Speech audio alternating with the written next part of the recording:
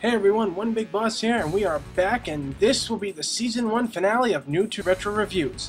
I figured the best way to end Season 1 would be with a really badass game, and I went through my library, and, it was a tough decision at first, but, because I got so many systems, I got so many great games, so I wasn't really sure on what to do. So I went through them all really carefully. I made like a pile of might do, that kind of thing. And in the end, I narrowed it down to 3 games. Ninja Gaiden for the Xbox, Soul Calibur 2 for the PlayStation 2, and Megaman X4 for the PlayStation 1. You can already tell by the title and the video playing which one I picked. I wanted to do Ninja Gaiden the most, but that game takes a while to play, so, I didn't really want to do that right now. I didn't want to feel rushed, so I chose, Megaman X4. Though I will probably open up Season 2 with Ninja Gaiden, or maybe, have it be Episode 2. I haven't really decided yet. But for now, let's kick off the season finale with Episode 21, Megaman X4 for the PlayStation 1.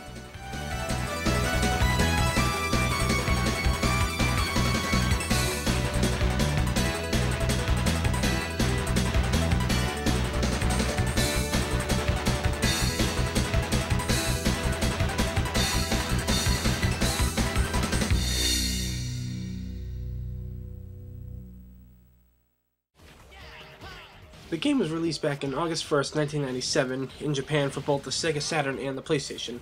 Then it was released in September of 1997 in America for the Sega Saturn and, of course, the PlayStation 1. The game was developed by Capcom, but this time around, Kenji Inafune, the man behind Mega Man, took on a role as being producer and also helped develop the storyline for the game. He left his art decisions up to the people whom he's worked pretty close with before on the X series to concentrate on creating a good storyline instead of, the Repli Force just being Mavericks. He wanted a better story between the characters, the opposing forces, to really drive this game, to really separate it from the first 3 Mega Man games, which, in my opinion, Inafune did a phenomenal job with. The story to this game is pretty deep and also pretty dark. Both X and Zero have different cutscenes and stories, but playing as both unlocks the story and how it unfolds. In this game, we uncover the truth about Zero and his creation, while X sort of takes a back seat in this game. The Repli Force, led by General, was a group constructed by Kane Labs in order to help the Maverick Hunters destroy Mavericks. But soon after a terrible accident, a city is destroyed and Repli Force is blamed for the incident. The General and his men soon begin a coup and take off into space to avoid being labeled as Mavericks by their human creators. X and Zero must find out the truth about the insurrection and deal with the great tragedy, all the while being played like puppets by someone lurking in the shadows and manipulating the events of the game. I wonder who that could be. Dun dun dun! A nice boost in graphics really helped make this game shine, even though the 2D style had been done in the past 3 games. But it still works great in this, because of the boost in the graphics, although it was criticized, but I gotta give Keiji Inafune and his team credit for how they did this. Amazing little feature about this game is you have the ability to choose between Mega Man X or Zero finally. Unlike previous X titles where Zero was a side character helping you out, or where you could only play as him for a certain part of the level, or, like when you get to the boss you instantly switch back to X. Mega Man X plays like he always has in the past, sliding and shooting enemies, getting to the boss, defeating them, and taking their powers. Not too much has changed in the Blue Bomber's way of fighting the Mavericks. X is easier to play as due to his projectile weapons, though his X-Buster is a weaker weapon when comparing it to Zero's Z-Saber. Armor upgrades also make a return as well. X has 2 of them. One, I believe it was called the Ultimate Armor, you put in at the character selection screen for a code, and once you do it, you can do the Nova Strike with infinite shots. It's pretty much will help you tear through any enemy in the game. It's like the ultimate attack. And he has his basic armor where you go around finding all the different armor pieces and completing the armor like in games past. Zero, on the other hand, is considered the hard mode character, in which he has no arm cannon like he did in previous games before. He solely relies on his Z-Saber, which lacks range but is a very powerful weapon and much more damaging than X's Buster. Although while using it, you will notice how different the gameplay between the 2 characters can really be. Zero also gains upgrades, but unlike X, Zero's weapons give him the ability to air dash or double jump, giving him new ways to move about in battle. Zero's upgrades also include in his sword, such as an ice, fire, electric, and a powered up Z-Saber. This was pretty cool because it did make boss battles much different than it was when you play as X in previous games or in this game itself. Sometimes you find yourself, your Z-Saber not working against enemies, or you have to figure out their pattern. It was a really intricate way and a different way to make this game really awesome. The game also brings back the heart tanks and other tanks as well for storing life and energy for weapons. This will be good because when playing as Zero, you are gonna need these things. Okay, so it's that part that a lot of people dread. But this time around the complaints will be kept very, very low and honestly don't harm the game that much. Well, okay, here's what I mean. Just keep your ears open and you'll see what I'm talking about. First off, I wasn't too impressed by the voice acting. Here's what I mean.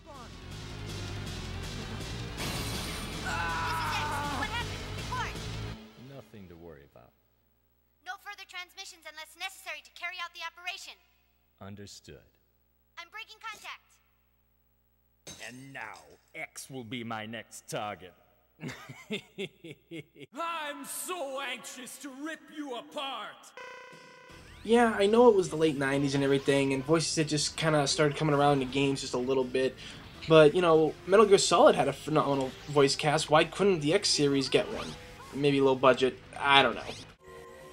And second off, the 2D style was criticized for being used again, and I somewhat agree that it may not have been the smartest move, but I also think it worked well before, and I mean, if you can pull it off and still impresses, then why not?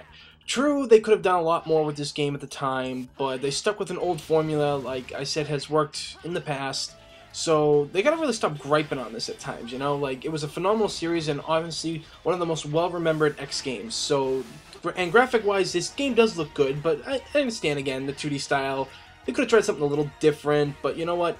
They didn't. We gotta deal with it. My final complaint was that I felt that some boss battles were just too easy, like with Split Mushroom. If you play as X, all you need to do is shoot the lightning web once, Mushroom falls down, clings to the wall again, and then you just repeat the same tactic. This works for many of the boss battles, and it kind of irritated me, the lack of challenge. The levels at times felt more challenging than this. You usually run into this problem with X on almost every boss. Sometimes with Zero, other times not. But I just remembered that in the old days, like with Chill Penguin or Sting Chameleon, even if you used their weakness on them and stuff like that, they still had other means to attack you before you could actually throw out the attack. You know, they'd throw off your fire or something like that, or they would, you know, block with ice, like ice versions of themselves, or throw spikes at you or something, you know. I just didn't really understand why in this game they made a lot of these battles too easy, especially for X. And now for the good. And right off the bat, playing as Zero, amazing. Pure and simple. The gameplay for him was fantastic and fun. I was really glad to see that Zero got some attention in this game because, though he was playable for a while in X3, X4 is where he really shines, and we really find out a lot about Zero, his backstory, and just really how badass he really is and why he's become like a fan favorite in the series, which is why he's been in Tatsunoko vs. Capcom, Marvel vs. Capcom 3, Ultimate Marvel vs. Capcom 3, and the variation of Megaman Zero in, I believe it was Onimusha Blade Warriors, and Capcom SVK or something? Well, he was in one of those games, but yet we've never seen X in a crossover game either.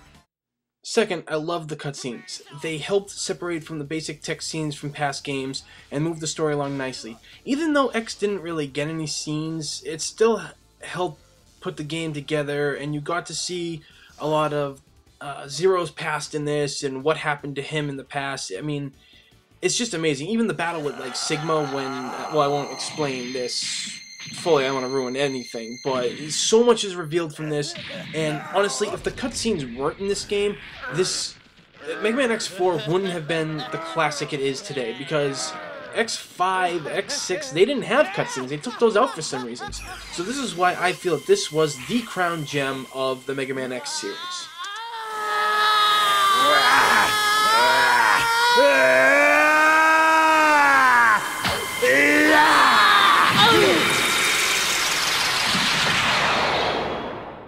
I also have to say that the music from Mega Man X4 was astounding and probably my favorite soundtrack of the series. And take a listen.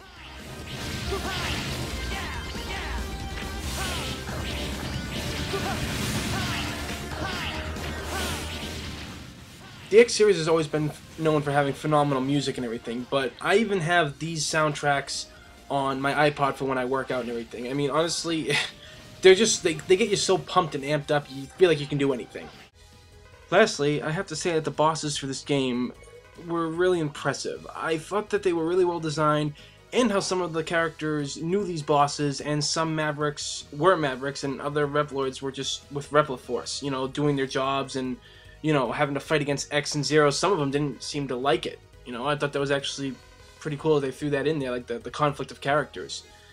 I also have to say that one of my favorite ones is Magma Dragoon, because he throws out Hadokens and Shoryukens, and since it's a Capcom game, it's a little Easter egg they threw in there.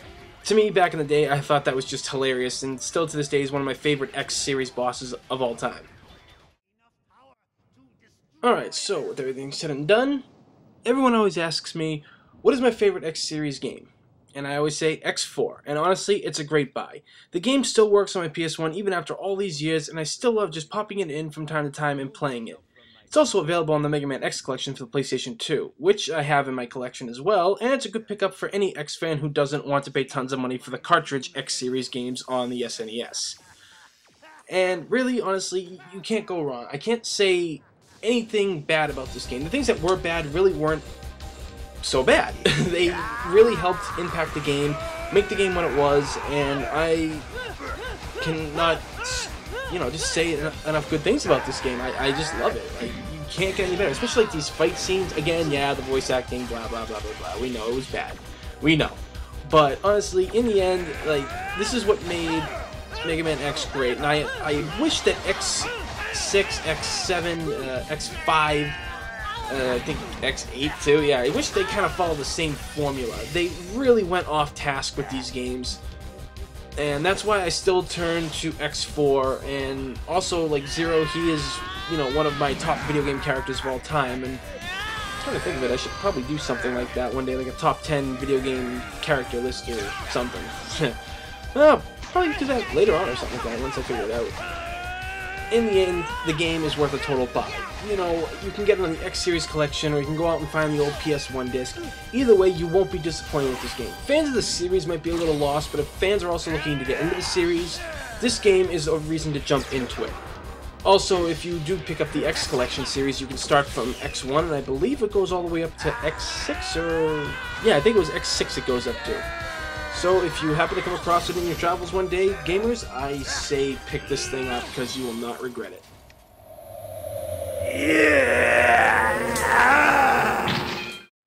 Alright everybody, that is pretty much it with Season 1. Good way to go on top, right? You know, it's a good way to go. I figured that this game was the best thing to do. So yeah, me and the team, we're going to be taking a break for a while. We don't know when we're going to be back exactly, for review-wise anyway. We're thinking about maybe September or October, because a lot of games are coming out in those 2 months right there. But reviews do take a while, some longer than others, like RPGs and like card battling games and everything. You know, we don't know exactly how long they take. Plus, for me, it's not enough for a week with everything else I got going on, like my job and everything else. So we're going to keep you posted. We're also going to give you news feeds. We're still going to be giving you rundown videos. And I have interviews set up with a couple of people that are well-known in like Resident Evil communities and stuff like that. So hopefully those interviews actually do go through and we can do them, because it would be great for our channel and great for people who don't quite know a lot about some series and want to get into them. So as always, please subscribe because it's free, and in this day and age, free is a damn good thing. You can also follow us on Facebook and Twitter in the links provided below, and that's pretty much it. It's almost been a year for us. Our first year anniversary will be in October, so I gotta thank everybody who's watched and subscribed and made this channel what it is today. You know, the viewers, my team, everybody. I can't thank you guys enough. So, for now, we're gonna be going, and we're gonna be working on projects, and we'll keep you updated as much as we can. If you got any ideas on reviews you'd like to see, please drop us a message. We'd like to know what you guys want, because if we got it or we can get it, we're gonna do it for you. So, until then, I'll see you all next time.